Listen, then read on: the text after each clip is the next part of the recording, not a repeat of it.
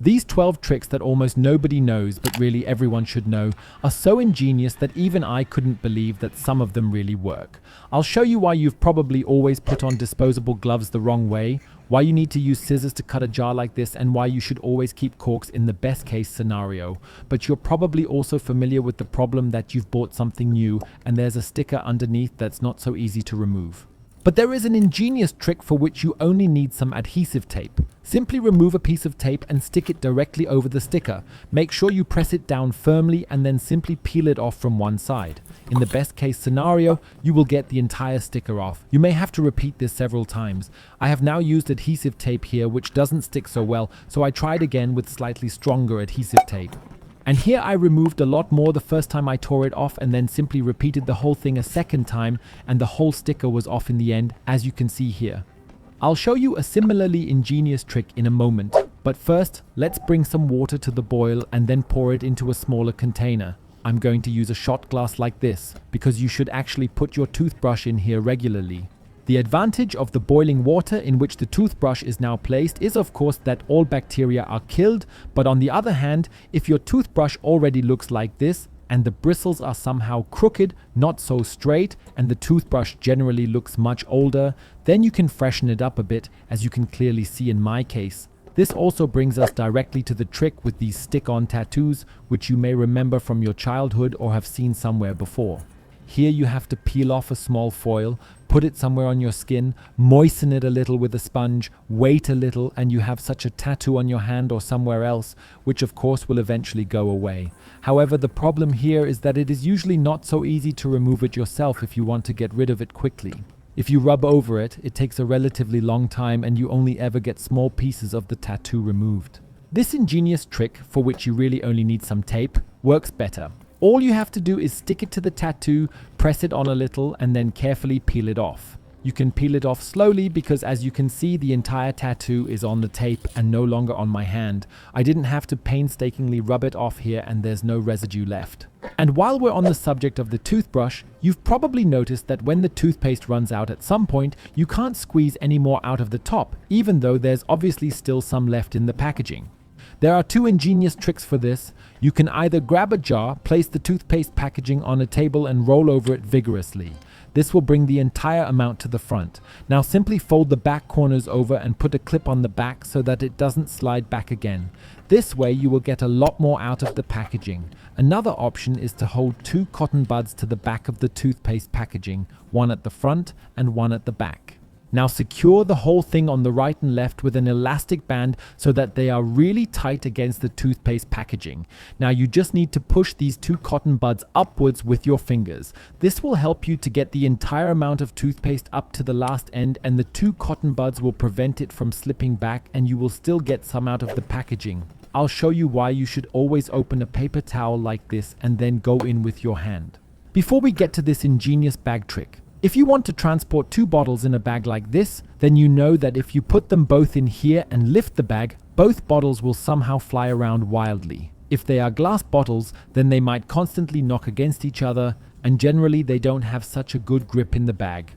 There is also an ingenious trick for this. First put one bottle in, pull the bag down to the bottom, and then turn the other side over once, as you can see here. Now you can put the second bottle into this side, and then you just have to carefully pull up the two handles on the right and left until you reach the top where you can grab them both. Because if you lift it now, they will have a really good grip in the bag and they won't hit each other anymore, as there is now a little bit of the bag between them.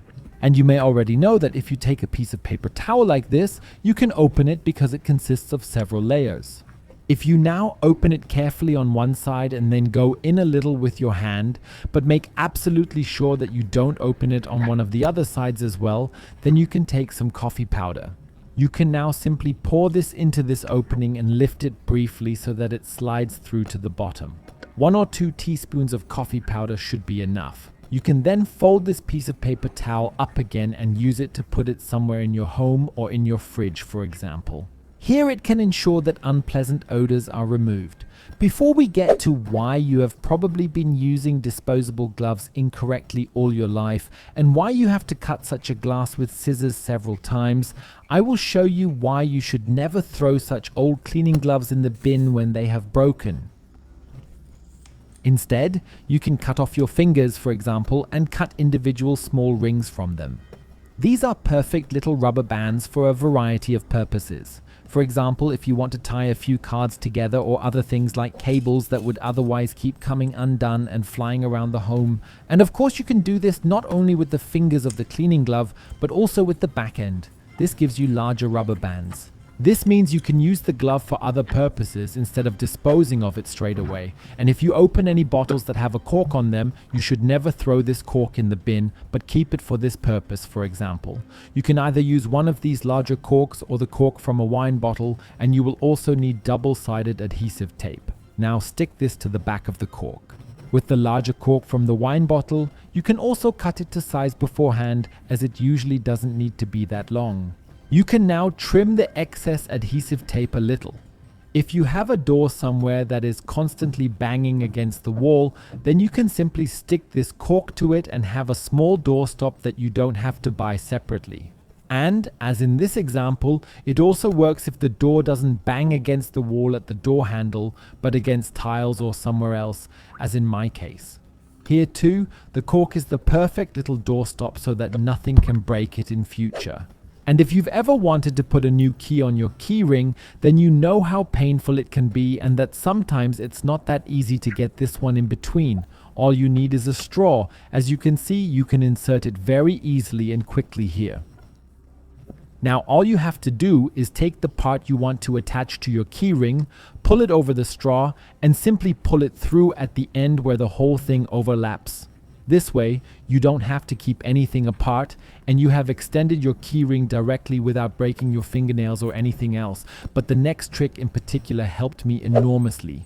Because if you regularly use disposable gloves like these, you may have always tried to get your whole hand into the glove at the same time. This is usually not so easy, as it is very tight and it takes some time to get your hand into the glove successfully. But it is much easier. Just put your thumb into the glove first until it fits perfectly. Sits. Now you can pull the glove apart here, twist your hand in and immediately slip in all the other fingers. It really couldn't be easier. But what do you do if you have an older pair of scissors at home that no longer cut properly? Somehow you can't manage to cut through things with them because they have become very blunt. All you really need is a jar like this. Now open the lid, go in with the scissors and then simply start cutting. From the front to the back so that you now press both cutting surfaces of the scissors over the edge of the jar several times. Do this about 30 to 50 times. Then grab something you want to cut again and test it. You will notice that the scissors are now much sharper than before and cut really well again. By the way, there are other tricks that 96% of people don't actually know, even though everyone should know them. You can find out if you are one of them by watching the video you see on the screen now. Click directly on it.